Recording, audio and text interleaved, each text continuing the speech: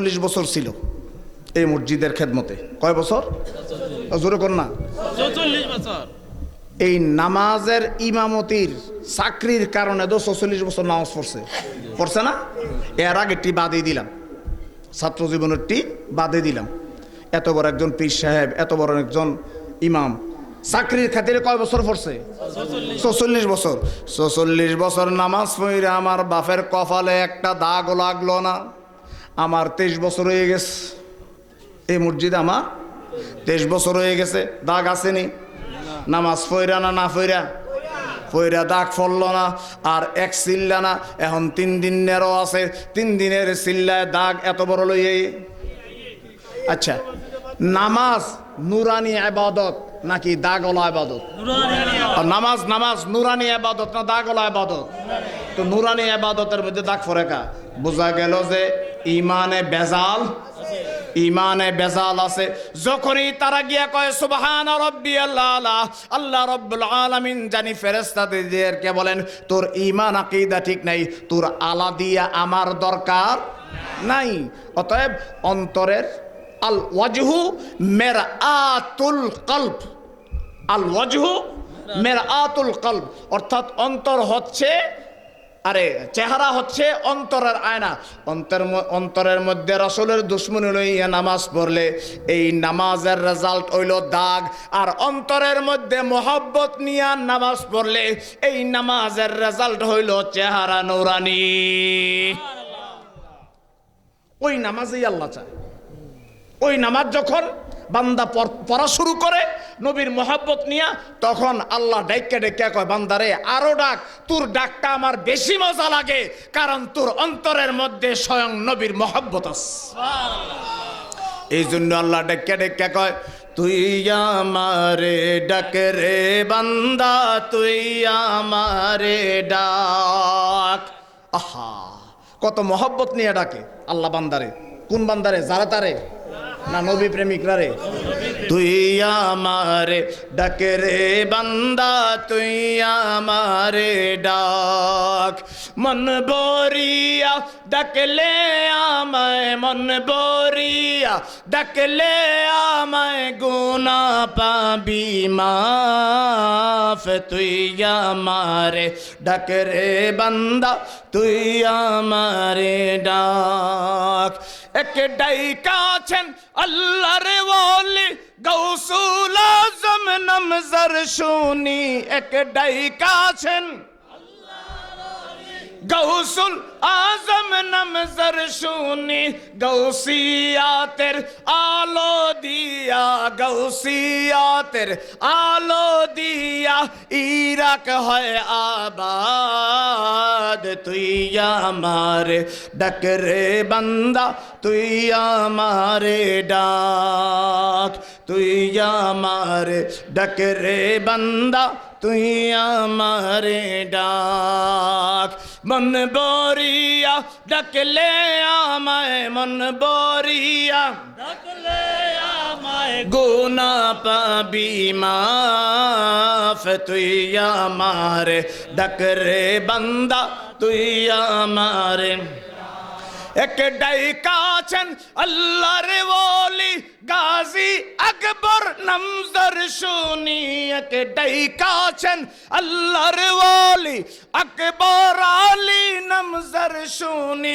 সুন্নিয়তের আলো দিয়া, নবী প্রেমের আলো দিয়া সারা দেশে আবাদ। তুই আমারে ডাক রে বান্দা, তুই আমারে ডাক। মন বরিয়া ডাকলে পারে, মন বরিয়া ডাকলে আমায়, গুনাহ পাবি মাফ। তুই আমারে ডাক রে বান্দা, তুই আমারে ডাক। এই ডাক আল্লাহ রাব্বুল আলামিন যে ডাকেন, ও বাবারা ভাইরা, সবার জন্য নয়, যাদের অন্তরের মধ্যে নবী প্রেম আছে তাদের জন্য। এখন বলতে পারেন হুজুর আমরা নবীরে পাই নাই, শর্টকাট করে লইতেছি, আমরা নবীরে পাই নাই, আমরা তো সাহাবা হতে পারি নাই। ও হুজুর, তাহলে ওই নবীর প্রেম অন্তরে ঢুকবে কোথায় গেলে, কার কাছে গেলে, কিভাবে গেলে? এটার একটাই উত্তর, নবী প্রেম যদি পাইতে চাও আল্লাহর ওলিদের দরবারে চলে যাও। নবী প্রেম যদি পাইতে চাও শাহ আকবর আলী রেজবি বাবার কাছে চলে যাও। নবী প্রেম যদি পাইতে চাও খাজা গরিব নওয়াজের কাছে চলে যাও। নবী প্রেম যদি পাইতে চাও কুমিল্লার শাহেনশাহ শাহ আব্দুল্লাহ গাজীপুরের দরবারে চলে যাও। কিভাবে? হুজুর গুনাহ অনেক বেশি, গুনাহ অনেক বেশি, এত বড় আল্লাহর ওলির দরবারে গেলে আমাদেরকে কবুল করবনি। ট্রেন চিনেননি? ট্রেন চিনেননি? ট্রেনের মধ্যে ইঞ্জিল কয়টা, বগি কয়টা? অনেকটি। এই বগির মধ্যে যাত্রী আছে না নাই? টিকিট কাটুন না, না কাটুন না, উভয় আছে না নাই? এখন এখান থেকে যদি ওই ট্রেনের ইঞ্জিল ঢাকাগামী হয়, যেটি টিকিট কাটছে এডিরও ঢাকা লইয়া যাইব কি যাইব না? যেটি টিকিট কাটে নাই এডিরও লইয়া যাইব কি যাইব না? হয়তোবা টিটির কাছে ধরা খাইলে জরিমানা দেওয়ান লাগবো। ও বাবারা বায়েরা, হক্কানি পীরের হাতে যখন বায়াত দিয়া দিলেন, ওই পীর হইল ইঞ্জিল, ওই পীর হইল নবী পাওয়ার ইঞ্জিল, ওই পীর হইল আল্লাহকে পাওয়ার ইঞ্জিল। আপনি যদি গুনাহগার হন, টিকিট কাটুন না হইল আল্লাহ আল্লাহর রাসূলের কাছে ওই পীরে লইয়া যাইব। আর টিকিট না কাটলেও 2-4টা থাপড় চটকনা দিয়া ওই গুনাহটি জড়াইয়া আল্লাহ আল্লাহর রাসূলের কাছে লইয়া যাইব। এই জন্যই আমরা পীর ধরি, এই জন্যই। আচ্ছা, এটা ধর টিকিট কাটুন না আর না কাটুন না, গাড়ির মধ্যে উঠা টিস্যু দিয়া আমরা ঘাম পরিষ্কার করি কি করি না? জোরে কর না, করি কি করি না? এখন ওই টিস্যুটা ট্রেনের বগির মধ্যে ফালাইয়া দিলাম। বিড়ি খাইনি আমরা? বিড়ি, ওই বিড়িটা খাইয়া বিড়ির ফাঁসাটা ট্রেনের বগির মধ্যে ফালাইয়া দিলাম। এইটা টিকিট কি জিনিস বুঝেনি? জোরে কর না, বীরের ফাঁসা টিকিট কি জিনিস বুঝে? টিস্যু টিকিট কি জিনিস বুঝে? বুঝেই না। এই জিনিসটা সম্পর্কে তার ধারণা নাই। ওই বীরের ফাঁসা আর এই টিস্যু যেটা গাম মুচ্চা ফালাইয়া দিছে, এটাও ঢাকা যাইব কি যাইব না? জোরে কন্যা যাইব কি যাইবে না? কারণ কি, ঢাকাগামী ইঞ্জিলের লগে যেহেতু সম্পর্ক লাইগা গেছে, ওই ইঞ্জিল যেমনি ভাবে ঢাকা লইয়া যায়, হক্কানি পীরের হাতে বায়াত হওয়ার কারণে সম্পর্ক যেহেতু লাইগা গেছে, ওই পীর যদি আল্লাহ আল্লাহর কাসুল আল্লাহ আল্লাহর রাসূলের কাছে লইয়া যায়, ওই পীর যদি যায়, ওই পীরের সাথে যারা সম্পর্ক লাগাইয়া লাইছে তারাও যাইব কি যাইব না? তো নবী প্রেম পাওয়া যায় আল্লাহর ওলিদের কাছে। নবী প্রেম কোথায় পাওয়া যায়? জোরে বলেন না, কোথায় পাওয়া যায়? আল্লাহর ওলিদের কাছে। আলহামদুলিল্লাহ, আপনারা সৌভাগ্যবান, আপনারা সৌভাগ্যবান যে আল্লাহর একজন হক্কানি ওলির কাছে আপনারা বায়াত গ্রহণ করেছেন। আর জোরে কন্যা সুবহানাল্লাহ। এটার রেজাল্ট কি? এটার রেজাল্ট হইল, 1 নম্বরে আল্লাহ আল্লাহর রসুল পাওয়া যায়, 1 নম্বরে আল্লাহ আল্লাহর রসুল পাওয়া যায়। 2 নম্বরে ঈমানটা মজবুত হয়, ঈমানটা মজবুত হয়। ঈমান মজবুত হইলে নামাজ কাজে আইব, ঈমান মজবুত হইলে রোজা কাজে আইব, হজ যাকাত কাজে আইব। এই জন্য আল্লাহ রাব্বুল আলামিন বলেন, ইন্নাল্লাযীনা আমানু ওয়া আমিলুস সালিহাত কানাত লাহুম জান্নাতুল ফিরদাউসি নুজুলা।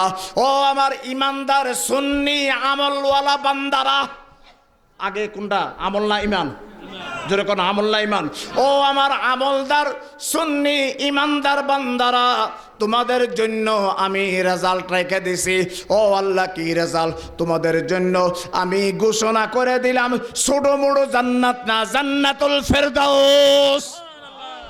ইন্নাল্লাযীনা আমানু ওয়া আমিলুস সালিহাত কানাত লাহুম, তাদের জন্য বরাদ্দ জান্নাতুল ফিরদাউসি নুজুলা। জান্নাতুল ফিরদাউস সুন্নি আমলওয়ালা বান্দাদের জন্য বরাদ্দ। আল্লাহ জান্নাতে কি আছে? জাযাউহুম ইনদা রাব্বিহিম জান্নাতু আদনিন তাজরি মিন তাহতিহাল আনহার খালিদিনা ফিহা আবাদা। তাদের প্রতিদান হচ্ছে এমন একটি জান্নাত যেটার মধ্যে নহর থাকবে। খালিদিনা ফিহা আবাদা। দুনিয়ার মধ্যে সুখ দুঃখ দুটোটা আছে কি নাই? এক সময় মানুষ সুখে থাকে, হঠাৎ করে আল্লাহ আবার পরীক্ষার ফালাইয়া দুঃখের মধ্যে রাখে। আবার এক সময় দেখা যায় মানুষ আর্থিকভাবে অনেক কষ্টের মধ্যে থাকে, অনেক দুঃখের মধ্যে থাকে। আল্লাহর দয়া আইসা যায়, আল্লাহ অনেক সময় কোটিপতি বানাইয়া দেয়, এমন আছে না নাই? কিন্তু আখিরাতের মধ্যে এমন না। জান্নাতের মধ্যে একবার গেলে আর এই নিয়ামত চলে যাওয়ার আর কোনো সম্ভাবনা নাই। আল্লাহ রাব্বুল আলামিন এই জন্য বলেন খালিদিনা ফিহা আবাদা, চিরস্থায়ী জান্নাতি, চিরস্থায়ী জান্নাতি। আল্লাহ জান্নাত তো মজা লাগে না, আর কি দিবা? আল্লাহ বলেন আরো মজার জিনিস আছে, আরো মজার জিনিস আছে। ও আল্লাহ এটা কি? রাদিয়াল্লাহু আনহুম ওয়া রাদু আন। ও আমার বান্দা, ওই সমস্ত সুন্নি ইমানদার আমলওয়ালা বান্দা বান্দির জন্য আমি আল্লাহ ঘোষণা করে দিলাম, আমি তাদের প্রতি খুশি হইয়া গেলাম, তারা আমারে পাইয়াও খুশি হইয়া যাইব। এই জিনিস পাওয়া যায় পীরের কাছে। এই জিনিস পাওয়া যায় কই? কার কাছে গেলে এই নিয়ামত পাওয়া যায়? পীরে এই উপযুক্ত করে তোলে। রাসূল করিম সাল্লাল্লাহু আলাইহি ওয়াসাল্লাম এই জন্যই বলেছেন আলা ইন্না ফিল জাসাদি মুদগাতান ইদা সলুহাত সলুহাল জাসাদু কুল্লু ওয়া ইদা ফাসাদাত ফাসাদাল জাসাদু কুল্লুহু আলা ওয়া হিয়াল কলব। ও আমার উম্মত, তোমার বডির মধ্যে গোশতের একটা টুকরা আছে। এই গোশতের টুকরা এটা কাইটটা বাইর করলে দেখা যাইতো না, এটা কাইটটা এটা ইসিজির মধ্যে নিলে ধরা পড়তো না, এটা এক্সরের মধ্যে নিলে ধরা পড়তো না, এটা এনজিওগ্রাম করলে ধরা পড়তো না। আমি বলে যেতেছি, ও আমার উম্মত, তোমাদের প্রত্যেকের বডির মধ্যে একটা গোশতের টুকরা আছে। এই গোশতের টুকরাটা যদি ঠিক থাকে তাহলে সব ঠিক। ইদা সলুহাত সলুহাল জাসাদু কুল্লু ওয়া ইদা ফাসাদাত ফাসাদাল জাসাদু কুল্লু। আর এটা যদি বেঠিক হয় তাহলে তোমার সব কিছু বেঠিক। এটা যদি বিশরিক হয়, এটা যদি লরসর হয় তাহলে তোমার সব কিছু লরসর। ইয়া রাসূলুল্লাহ, ইয়া হাবিবাল্লাহ, এই জিনিসটা কি? এই জিনিসটা কোথায় পাবো? এই জিনিসটার মধ্যে সংশোধন কিভাবে করব? আল্লাহর হাবিব বলেন আলা ওয়াহিয়াল কলব, আলা ওয়াহিয়াল কলব। ও আমার উম্মত, এই জিনিসটার, এই গোশতের টুকরাটার নাম হইল কলব, মন। মন, এই গোশতের টুকরাটার নাম কি? মন। এটা ঠিক তো সব ঠিক, এটা বেঠিক সব বেঠিক। এই কলবের চিকিৎসা করে আল্লাহর ওলিরা। এই কলবের চিকিৎসা রিং পরাইয়া করা যায় না। হাড়ের মধ্যে ব্লক হইলে রিং পরানো যায় কি যায় না? আর রিং পরায়নি, পরায়। আবার ওপেন হার্ট সার্জারি হয় কি হয় না?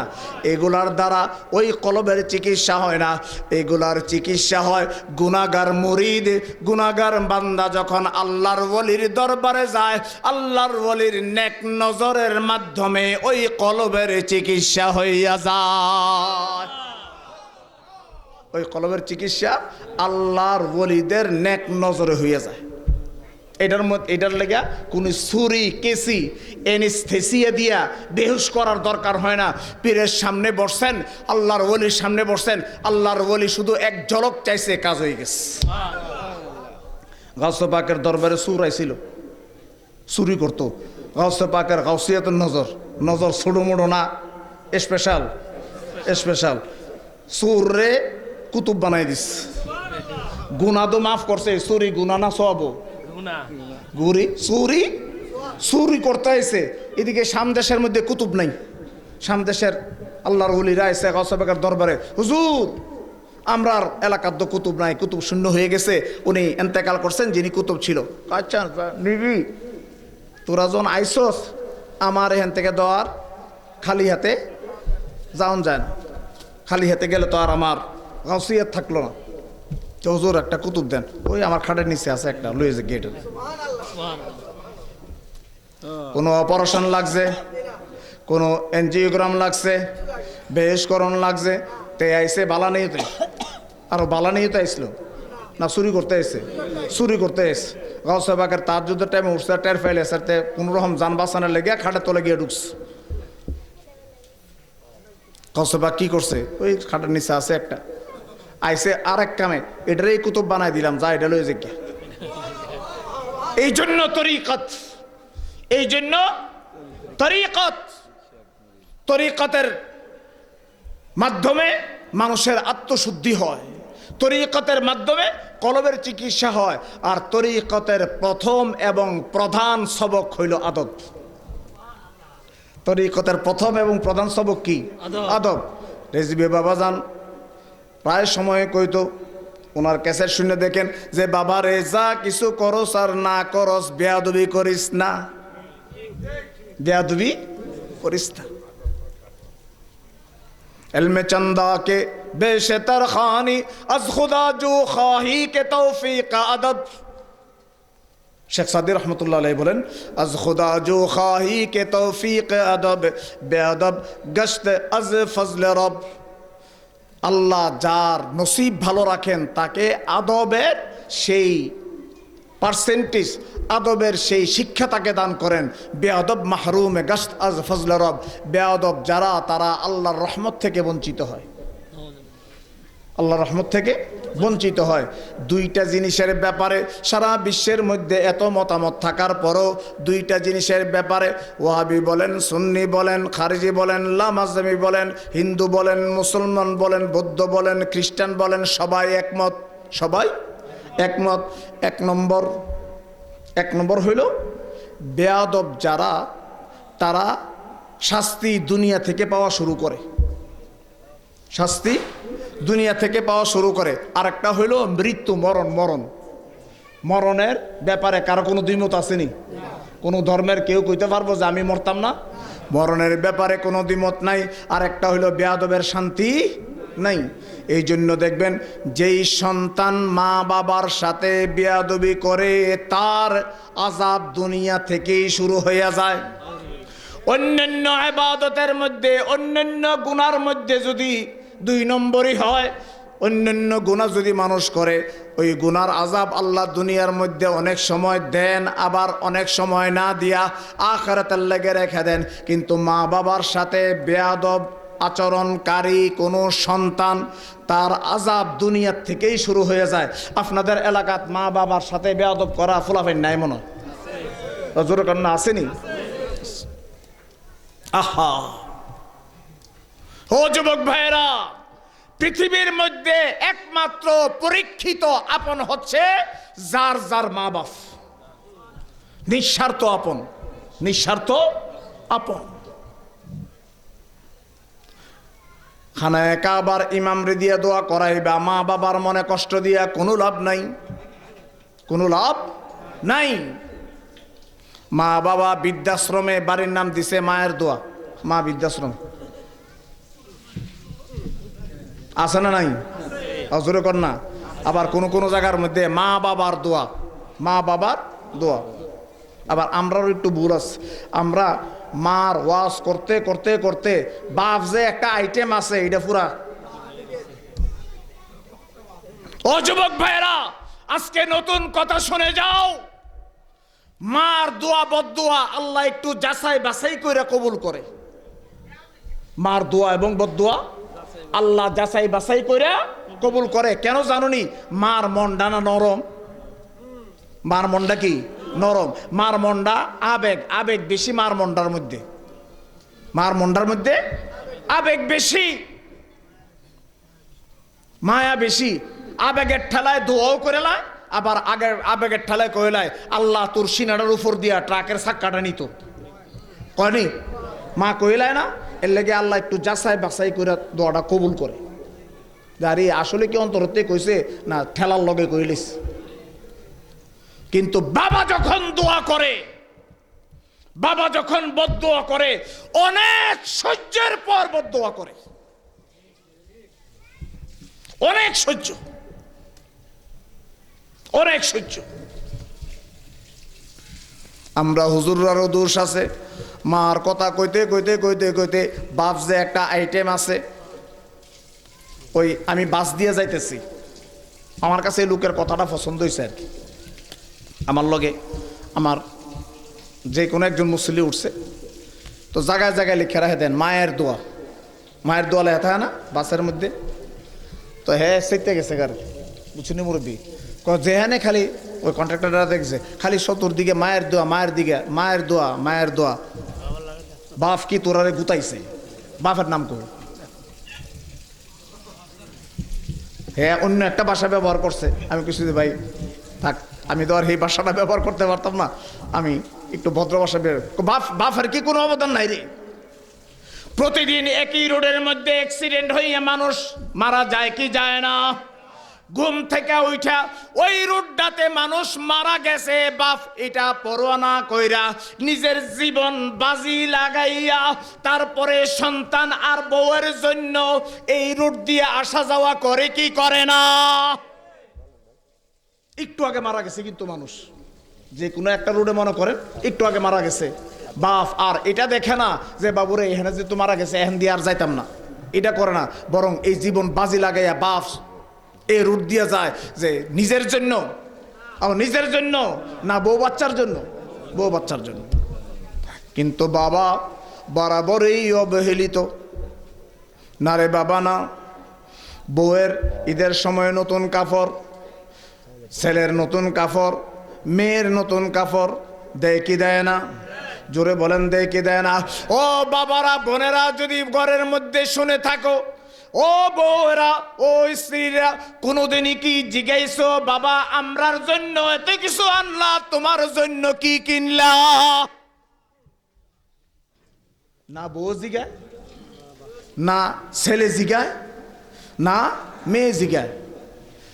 বাপে দোকানের মধ্যে কিনতে যায় জুতা বা শার্ট, দেখে যে পকেটের মধ্যে যেই পরিমাণ টাকা আছে এই টাকা দিয়ে যদি আমি আমার শার্ট কিনি, আমার ফুতে না শার্টের কথা কইছে, ফুতের শার্টের টাকা আর হইতো না। নিজের শার্টের কথা চিন্তা বাদ দিয়া ফুলার লাগা শার্ট লইয়া বাড়িতে আইয়া পরে ফুলা ফইরা যখন খুব সুন্দর হইছে এই কথা কইয়া হাসি দেয়। বাপে যে শিরা শার্ট ফইরা রইছে এই শিরা শার্টের দুঃখ আর মনে থাকে না, ফুতের খুশিতে বাবাও খুশি হইয়া যায়। বাপে আর সন্তানে হোটেলে গেছে খাইতো, দেখলো যে যেই টাকা পকেটে আছে আমি যদি আমার লেগে অর্ডার দেই তাহলে আমার সন্তানের রে আমি খাওয়াইতে পারতাম না। তখন বাপে পানি খাইতে থাকে আর ফুতের কো তুই খা, ফুত আমার ক্ষুধা নাই। এর ভিতরে কিন্তু 4 গ্লাস পানি খাইলিস, 4 গ্লাস পানি খেয়ে ফেলছে।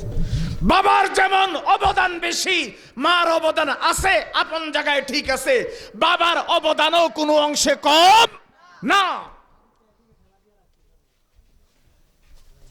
এখন আমাদের উচিত মায়ের সাথে সাথে বাবার অবদানের কথা সন্তানের মধ্যে ঢুকাইয়ে দেওয়া, যাতে সন্তানকে অবহেলা, সন্তান যাতে বাবাকে অবহেলা না করে। আরেকটা কারণ, সন্তানকে মানুষ করার জন্য শাসন লাগে কি লাগে না? লাগে কি লাগে না? মা বেশি করে না বাপ বেশি করে? বাপ বেশি করে। এই বাপ বেশি করার কারণে বাপের সাথে সন্তানের একটু দূরত্ব হয়ে যায়। আচ্ছা, এই শাসনটা করার দ্বারা সন্তানের ভবিষ্যৎ উজ্জ্বল হয় না অন্ধকার হয়? উজ্জ্বল হয়। অতএব মা বাবার মনে কষ্ট দিয়া খানায় কাবার ইমাম দিয়ে দোয়া করাইলেও কোনো লাভ হবে না। আর মা বাবার মনে কষ্ট না দিয়া মা বাবার খেদমত কইরা মা বাবার দোয়া লইয়া যদি আমরা অগ্রসর হই, ব্যবসা ধরবেন 1 লাখ দিয়া, এটার মধ্যে 10 লাখ টাকা বরকত দিবে কে? জোরে বলেন কে? আল্লাহ। চাকরি বাকরিতে ঢুকছেন ছোট পদে, এটা অল্প দিনেই প্রমোশন হইয়া সেটা আগে বাড়াইয়া যাব, এই বরকত দিবে কে? আল্লাহ রাব্বুল আলামিন আমাদের সবাইকে মা বাবার হক